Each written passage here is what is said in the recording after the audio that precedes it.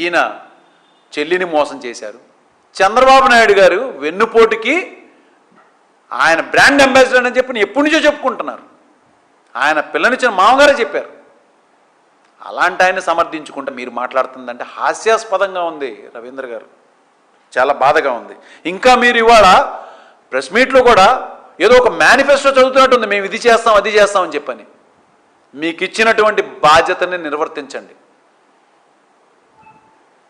చేస్తున్నటువంటి స్కాములకి ఇప్పటికైనా మీరు సిగ్గు తెచ్చుకుని దాని కంట్రోల్లోకి తీసుకొచ్చుకుని ప్రజల సొమ్ముని ఏవైతే మీరు నచ్చినటువంటి ఒక కాంట్రాక్టర్లకి దారదత్తం చేస్తున్నారో, వాళ్ళ దగ్గర నుంచి మీరు కమిషన్ల రూపంలో తీసుకుంటున్నారో, వాటన్నిటికి కూడా ఫుల్ స్టాప్ పెడతాం. తప్పనిసరిగా న్యాయబద్ధంగానే పోరాటం చేస్తాం.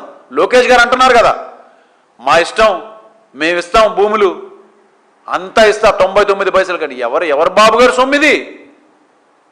రాష్ట్ర ప్రజలకు సంబంధించినటువంటి సొమ్ముని అధికారం మీకు ఇచ్చింది కేవలం 5 సంవత్సరాలు మాత్రమే.